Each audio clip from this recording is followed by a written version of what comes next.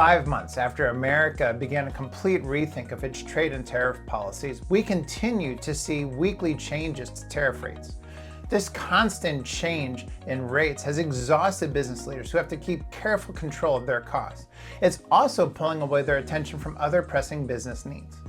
And for that reason, I'm going to devote this month's Construction Economy Brief to a heuristic that I hope will keep you from being impacted by the worst possible price increases. Hello and welcome. I'm Michael Guckes, Chief Economist at ConstructConnect, welcoming you to the August Construction Economy Brief. Now, let's talk about that heuristic I alluded to at the beginning. And if I had to give it a name, I'd call it import dependence. And the way I'm going to show it to you is through two graphics that have the same data, but it's just sorted differently. So in the first chart, what you see here are products sorted by their value. So on the far left side, we see iron and steel products. In the US, in 2022, the latest year of available data, we consumed over $160 billion of those products, and 30% of it was imported, as you can see by the label across the top of that bar. And as you work your way down this chart, you'll see that a lot of the product categories are those that make the major headlines. And sometimes I think we give maybe too much concern to these simply because of their dollar amount.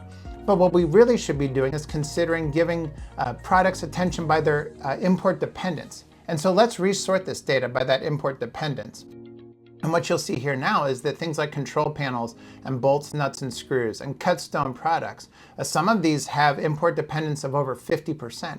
And that's important because what it tells us is that we're so reliant on these products that there's simply no way to get around it through short-term changes to domestic manufacturing. We are going to be dependent on these kinds of products from importers, no matter what the tariff is.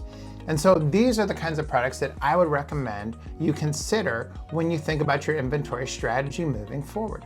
Because these are the kinds of products that we're going to have to pay the vast majority of those tariff increases on. I hope that this helps you to feel a little less overwhelmed by all of the things that are going on in the news. And I hope that we can, again, use this to understand where we can be making smart inventory choices. That's the blueprint for this month.